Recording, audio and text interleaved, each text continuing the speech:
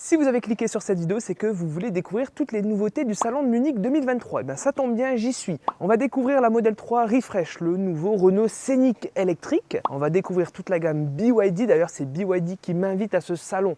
Donc un grand merci à eux. On va découvrir aussi dans cette vidéo et en fin de vidéo justement quelques concept cars, puisqu'il y a des concepts très intéressants qui sont présents aujourd'hui là sur ce salon. Donc une vidéo assez dense, assez longue. Installez-vous confortablement. On commence tout de suite en configuration salon. Je vous préviens, il y a un petit peu de monde. Donc j'ai fait de mon mieux, mais c'est pas toujours évident de filmer au mieux et de monter à bord de chacune des voitures. Donc c'est parti.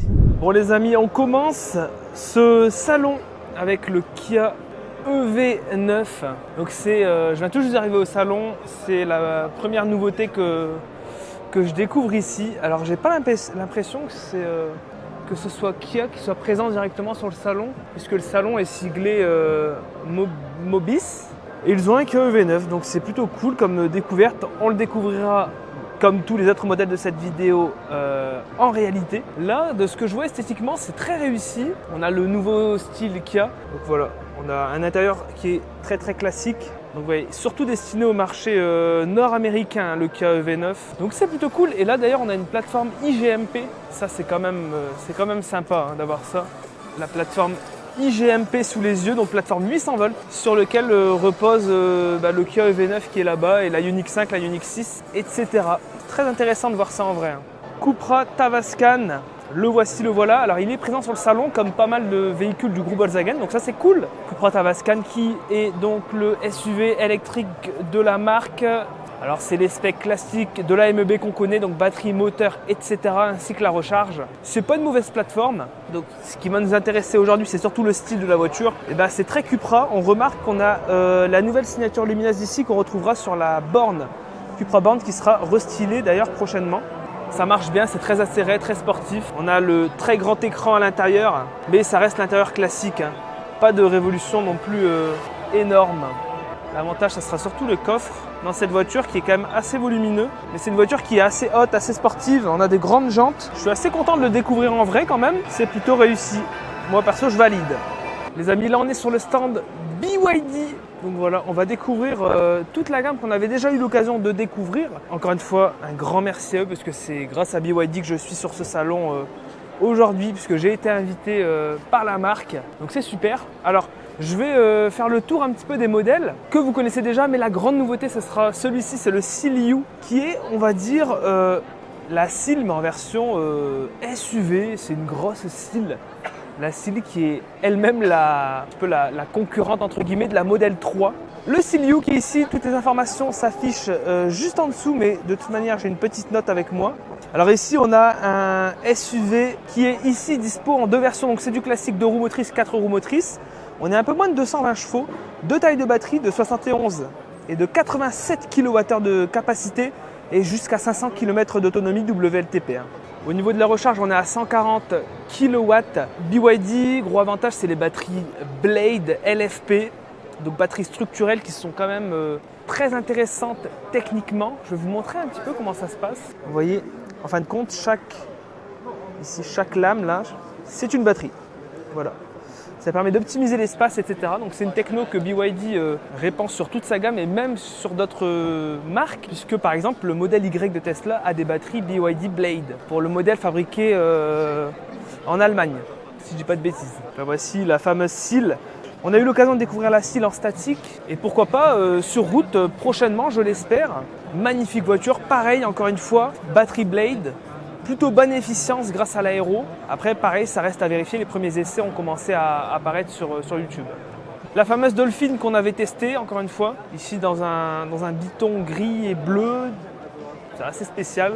Voilà la petite Dolphin. L'essai est en description de la vidéo. J'ai eu la chance de monter dans le Seal U. C'est pas trop mal, hein. Là, je suis à bord de la voiture. Alors, vous le voyez, on a un plaquage ici avec une intégration avec de la lumière. Donc, on avait découvert, nous, la Dolphin, donc on est loin, c'est pas la même gamme du tout, mais on retrouve le même écran qui pivote. Ça c'est génial. On l'avait testé en conditions réelles, ça apporte vraiment quand même pas mal de choses en plus. Visiblement toujours pas de planificateur chez BYD. C'est un petit peu dommage, hein. J'espère que ça arrivera quand même via une mise à jour. Ensuite ici on a un écran, c'est très classique dans la présentation. Clairement on n'est pas trop dépaysé. Au niveau de la présentation, on est sur quelque chose d'assez premium, on a des beaux matériaux, ça fait vraiment quali, ça fait robuste, plus sérieux que dans la Dolphin, bien assemblé. Et clairement, les Chinois n'ont rien à envier. Tout est bien assemblé, vous voyez. Ça, je suis juste pas très fan, hein. Ça fait un peu cheapos quoi. Mais on a de l'espace, on est bien installé, les sièges, etc. Franchement, c'est une bonne surprise. Vous le voyez même à l'arrière, hein, c'est plutôt sérieux. Hein. On a de l'espace, le siège est reculé à fond. Hein. Il est reculé à fond et j'ai encore de l'espace. Donc c'est très bien présenté. C'est validé, nous validons. Alors ici, on a un modèle très surprenant. On a le Denza D9 qui est aussi BYD. Mais en réalité, c'est la marque luxe de BYD. On a un van ici qui est 100% électrique. Et en réalité, cette marque est issue d'une collaboration avec Daimler. Ça annonce quand même quelque chose d'assez sérieux. C'est ce qu'on va voir, on va découvrir un petit peu ça. Il existe en hybride. Ici, c'est 103 kWh de batterie. On a deux versions, hein, ça va jusqu'à 374 chevaux. Voilà, vous voyez, on a une sorte de salon. On est très bien. C'est sérieux, c'est un gros van. Bon, c'est fait pour le marché chinois à la base. Hein. Voilà, belle petite nouveauté. On va essayer de fermer le haillon qui est électrique, s'il vous plaît. Voilà. J'étais en train de déambuler dans les stands et je suis tombé sur Polestar. Alors, je crois que Polestar a un stand à lui, mais ici, on n'est pas sur un stand de Polestar, on est sur un stand un petit peu à l'arrache. Ce qui permet quand même de tourner, de prendre peut-être un petit peu de temps à découvrir la voiture. C'est la première fois que je la découvre. Enfin non, je dis n'importe quoi. C'est la seconde fois que je le découvre puisqu'on l'avait vu de tête au salon de Bruxelles. Alors on est sur la base d'un Volvo EX90 si je ne m'abuse, avec ici des specs plutôt intéressantes. On a deux versions, donc vous le voyez avec le bandeau, deux versions qui vont quand même jusqu'à 517 chevaux. On a ici, j'ai l'impression, 111 kWh de batterie, hein. C'est énorme. C'est un gros SUV, hein, un gros bousin. Mais quoique, est-ce qu'on peut appeler ça un SUV? Parce que c'est quand même vachement fuyant. On dirait une sorte de break de chasse un petit peu haut sur pattes, j'ai envie de dire. Mais ça marche très bien. Le mode design Polestar, j'adore, je suis fan. Vous voyez, c'est superbe, très réussi. Là, le groupe, c'est Geely. Hein. Ils vont tout dégommer. Hein. Ils vont tout dégommer. 610 km WLTP quand même, donc ça reste à tester. On sait que les premières Polestar, c'était pas les plus efficientes, mais apparemment, ils sont quand même à cheval sur l'amélioration. Ils s'améliorent perpétuellement, ce qui fait que l'autonomie s'améliore au fur et à mesure. On est à 250 kW au niveau de la recharge ici, là, en combo CCS. Donc je ne sais pas si c'est ouvert, mais voilà, 250 kW. Bon, heureusement, parce qu'avec la taille de la batterie, sinon ça serait vachement long. Bon, on est encore sur un SUV très accessible, puisqu'on est à 90 000 € et dispo en 2024. Bon les amis, j'en profite, il n'y a pas énormément de monde là sur le stand Tesla qui est assez petit pour la plus grosse nouveauté de ce salon, je dirais. Donc là on est en journée presse, il n'y a pas trop de monde sur ce stand en tout cas, mais demain il y aura bien plus de monde puisque c'est ouvert au public. Donc Model 3 Facelift, c'est cool de la découvrir. Alors je vous avoue, c'est assez bizarre, hein. Enfin c'est pas bizarre mais c'est déroutant, j'ai envie de vous dire. On n'est pas habitué et enfin ça marche vraiment mieux je vous mets un petit peu plus de lumière, mais ça marche mieux en vrai qu'en photo. Je trouve que l'intégration des optiques marche mieux en vrai. Par contre c'est vrai que c'est beaucoup plus moderne, beaucoup plus design, etc. Donc ici on est en version dual motor, donc on a les roues de 19 pouces. On a l'intérieur blanc, nouvel intérieur, mais c'est très cool. C'est très cool que Tesla soit là, que Tesla présente cette nouveauté puisqu'elle a été présentée à Oslo et non pas à Munich. Et elle a été vraiment présentée il y a quelques jours, hein, il y a 72 heures, quelque chose comme ça. Donc vous le voyez, nouveaux feux, nouveaux optiques. Alors pour répondre à la question, parce que j'ai eu cette question de JC la chaîne EV, oui, on peut verrouiller l'écran derrière pour éviter que les enfants trifouillent à l'écran pendant la conduite. On sent pour l'intérieur, à part donc on a la banquette, forcément les sièges, le design des sièges, donc ils sont maintenant perforés, ventilés à l'avant. À l'arrière, c'est retravaillé légèrement aussi, il me semble. Donc gros travail sur les suspensions. Au niveau de l'efficience, c'est légèrement mieux. Il y a certainement un retravail peut-être de l'efficience en général, un moteur batterie, mais surtout via l'efficience de la voiture, puisqu'elle est légèrement encore plus aérodynamique que l'ancienne version qui l'était déjà beaucoup. Là on a une nouvelle couleur, c'est une sorte de gris. Alors moi je vois pas trop la différence avec l'ancien gris, il est peut-être plus profond, mais on a toujours cet effet de peau d'orange je trouve sur la porte, enfin sur l'ensemble de la voiture même. Un effet qui fait vraiment pas trop premium, pas trop quali. Vous voyez, on le voit vraiment beaucoup. Alors peut-être parce que c'est les premiers modèles, qu'on est sur des pré-séries ou autres, mais j'ai vraiment l'impression qu'on est toujours cet effet peau d'orange. C'est pas la meilleure couleur pour une présentation puisqu'on est sur du gris, on aurait aimé vraiment du blanc pour faire ressortir les contrastes. Là finalement les feux etc on les voit pas trop et c'est quand même assez dommage. Alors je vais casser le mythe aussi, c'est qu'on n'a pas du tout de caméra en bas. Vous voyez là on a une vue plus dégagée sur l'arrière. L'arrière moi j'adore, c'est beaucoup plus sportif, c'est moins consensuel, moins sexy entre guillemets que les anciennes versions. On est sur un truc plus affûté, plus sportif. Vous voyez le design des feux, moi perso j'adore. Le logo Tesla qui est maintenant écrit en toutes lettres et non pas avec un insigne. Donc encore une fois le petit logo Dual Motor, on est sur la Dual Motor. Donc jante de 19 pouces, à voir ce qu'on aurait sur une version standard finalement. Au niveau de la recharge, ça ne change pas, on est toujours à 170 kW et 250 kW en fonction des versions, donc standard ou Dual Motor. Et on remarquera le nouveau volant avec les clignotants sur le volant. Donc bon, on verra ce que ça donne en réalité, mais ça promet de ne pas être super ergonomique, on verra. Bon, le voici, le voilà, le nouveau Scénic. Bon, il y a beaucoup de monde, donc c'est pas très évident de filmer malheureusement. Qui a été dévoilé, donc ce matin on a deux versions, 170 et 220 chevaux avec deux batteries, donc 60, ce qui est celle de la Mégane actuelle. Et la grosse batterie de 87 kWh qu'on retrouve sur l'Aria. C'est vrai qu'en version 170 chevaux, avec la batterie de 60, ça paraît léger, mais finalement ça devrait être plutôt efficient. Par contre, la plus intéressante, ça reste quand même la grosse batterie, puisque Renault annonce quand même plus de 600 km d'autonomie WLTP sur cette version. 130 et 150 kW de puissance de recharge. On espère que la courbe sera meilleure que sur la Mégane, parce que c'est quand même pas fou sur la Mégane. Bon, j'essaie de vous prendre les images, c'est vraiment pas évident sur les salons. Mais on aura l'occasion de le découvrir en essai, bien entendu. On a la couleur ici, Esprit Alpine, c'est un gris mat. Je ne savais pas que la finition Esprit Alpine était disponible sur le Scénic, donc c'est plutôt une bonne nouvelle. On perd un petit peu en cohérence de gamme, c'est-à-dire que la Mégane a l'ancien style de l'ancien designer, et maintenant le Scénic quand même met un petit coup de vieux entre guillemets à la gamme. On n'a plus du tout les C-shape à l'avant, vous savez, le petit décroché dans les feux en deux parties. Par contre l'intérieur reste identique à la Mégane classique. C'est d'ailleurs une très bonne chose parce que l'interface est déjà excellente. Bon, là on est chez BM, petit tour chez BM et on a la i7, mais qui est une i7 blindée. Donc c'est un truc de fou. On le voit déjà au niveau du pare-brise, mais aussi au niveau des pneus, etc. Regardez là, l'épaisseur des vitres. i7 qu'on va essayer très prochainement. Pas mal de nouveautés chez BM puisqu'on a aussi la série 5 qui existe aussi donc en électrique, la i5 on essaiera aussi sur la chaîne. C'est plutôt cool, donc pareil, beaucoup de monde, on est en journée presse, donc ça va pas être très évident de tout vous montrer, c'est vraiment un tour d'horizon rapide et surtout mon avis à chaud. D'ailleurs la i5 elle est là, voilà. Moi j'adore, hein, c'est une grande réussite hein, selon moi, le design est parfait.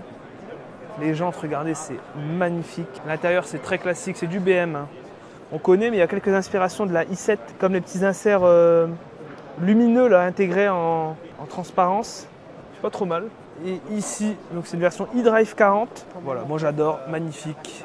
On espère, en première voiture électrique, pouvoir se payer ça, si la chaîne marche bien. C'est très joli. Hein. Pour le coup, chez BM, il y a une vraie cohérence au niveau du design. Hein. Que ce soit i7, i5, i4, on retrouve encore une fois l'âme de la voiture. Alors le salon de Munich, c'est pas forcément que des voitures. C'est un salon aussi dédié aux nouvelles techno, au futur, etc. Et on a par exemple ce genre de choses, des sortes de minivans, des minibus plutôt, électriques et autonomes, qui circuleront en ville ou alors par exemple sur les aéroports. Donc c'est plutôt cool d'avoir ce genre de petites nouveautés aussi. Ça permet de se projeter. Je me baladais au détour du salon là et on va découvrir la MG4 X-Power que je vois pour la première fois en vrai. Ça fait plaisir. Alors MG4, vous savez que c'est une voiture que j'adore, que j'aime beaucoup. Magnifique en plus dans cette couleur verte. C'est vraiment la couleur de la version sportive X-Power. Alors qu'est-ce que ça donne sur cette X-Power finalement par rapport à une MG4 classique, standard ou luxury? Et bien ici, on a tout simplement 435 chevaux, on a 4 roues motrices. Le 0 à 100 en moins de 4 secondes, ça arrache quand même 64 kWh de batterie. Par contre, c'est la même batterie que la version luxury. On aurait aimé quand même un petit peu plus, ce qui fait qu'on a une autonomie un petit peu en baisse. On a 385 km d'autonomie WLTP seulement entre guillemets. Recharge d'essai 140 kW et au niveau du prix, on a 40 000 € en prix hors bonus. Voilà, grosse nouveauté, la MG4 X-Power qu'on devrait tester sur la chaîne normalement. Je dis toujours normalement parce qu'on n'est jamais sûr à 100%. Au niveau de l'intérieur, vous le voyez, c'est l'intérieur d'une MG4 totalement classique. On a de magnifiques jantes sur cette version, c'est très réussi, très joli. Perso, c'est validé. Mais là, vous allez me dire, mais Max, chez MG, il y a d'autres nouveautés. Et là, je vais vous dire oui, puisque derrière moi, et ça c'est quand même incroyable,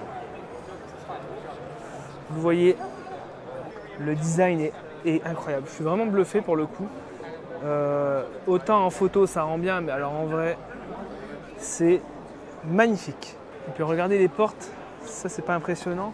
Bon, au niveau des specs, deux versions, 310 chevaux propulsion, 536 chevaux en 4 roues motrices. On a 77 kWh de batterie, ce qui fait 500 km d'autonomie en WLTP. Recharge prix, on n'en sait rien. En tout cas, je n'ai pas les infos. Cuir rouge magnifique.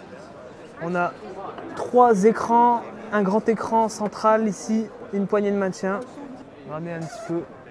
On espère que l'infodivertissement est au niveau. On a une sorte de carbone forgé ici. Donc au niveau du prix, bien entendu, on n'est pas sur les prix pratiqués par MG sur le reste de la gamme. Hein. Je pense à la MG4, etc. Ici, on est vraiment sur une voiture vitrine qui coûtera un petit peu. Donc ne soyez pas surpris par le prix. Par contre, on aurait une version qui serait dans les tuyaux, une version Baby Cyberster. Hein. Donc une version d'entrée de gamme. Enfin d'entrée de gamme, une version accessible. Un cabriolet accessible. Ce qui serait pour le coup une vraie première. Alors, Leapmotor, vous les connaissez. Leapmotor, vous les connaissez très bien puisque j'ai fait pas mal de vidéos sur la chaîne sur la Leapmotor T03 qui vient d'arriver en Europe.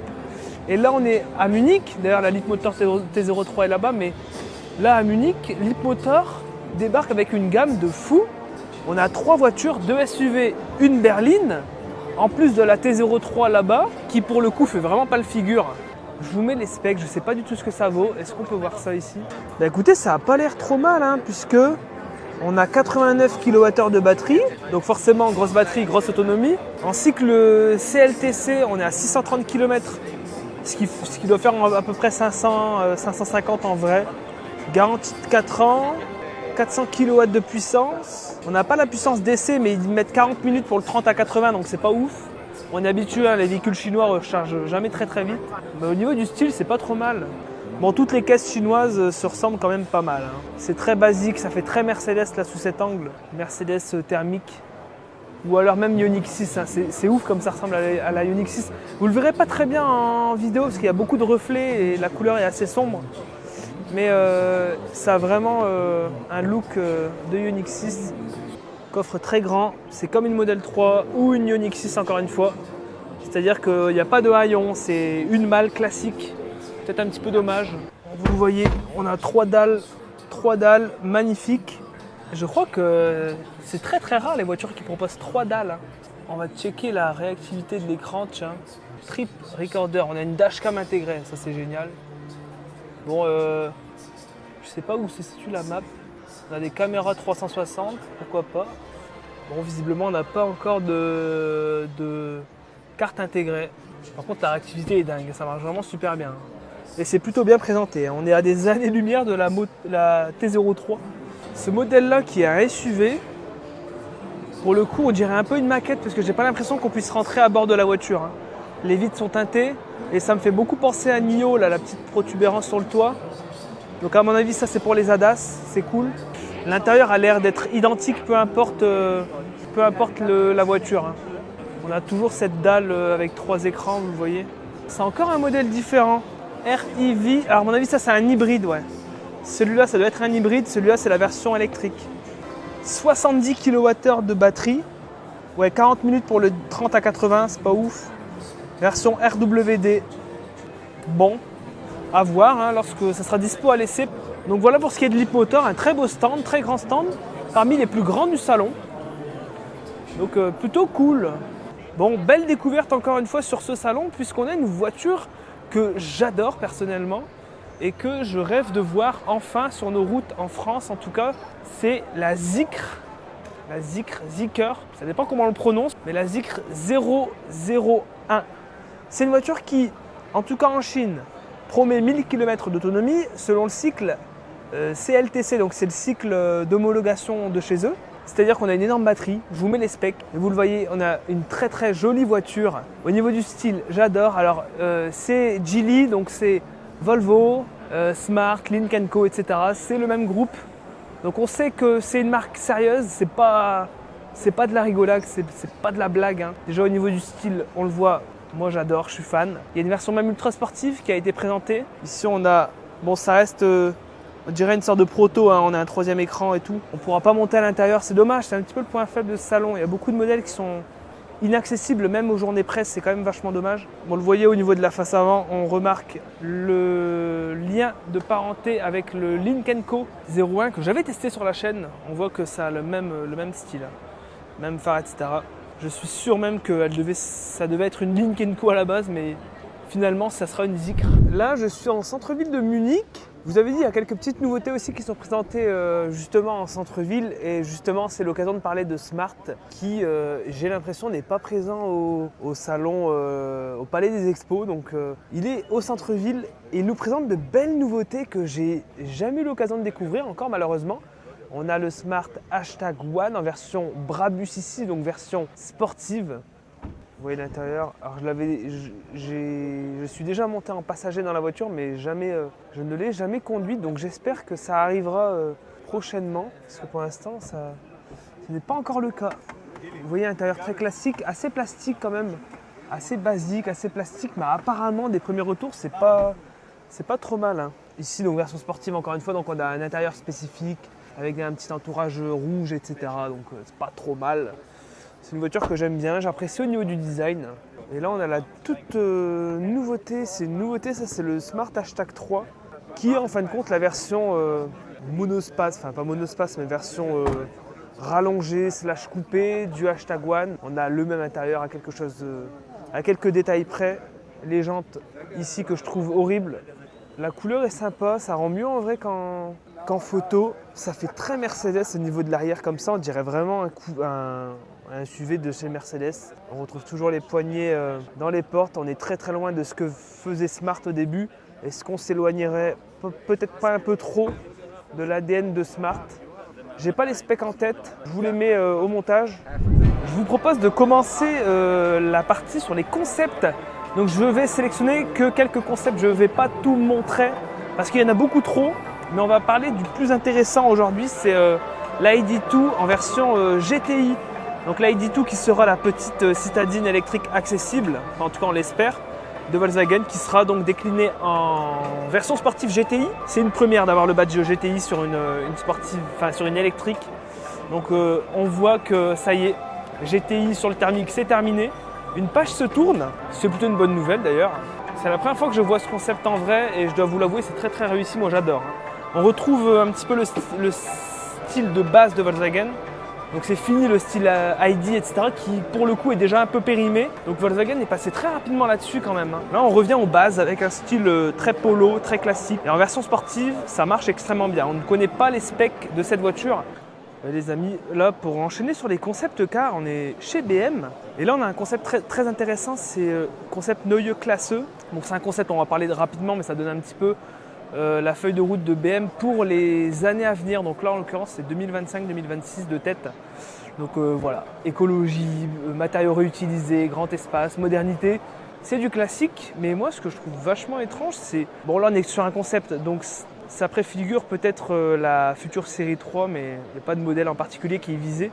Mais surtout ces grands feux à l'arrière là, c'est assez étrange pour un concept car finalement. Que même sur la i7, les feux sont plus fins. Bon pareil, il y a plein de vidéos sur le net si jamais vous voulez vous renseigner à fond sur les concepts. On est chez Opel et je suis tombé sur un concept.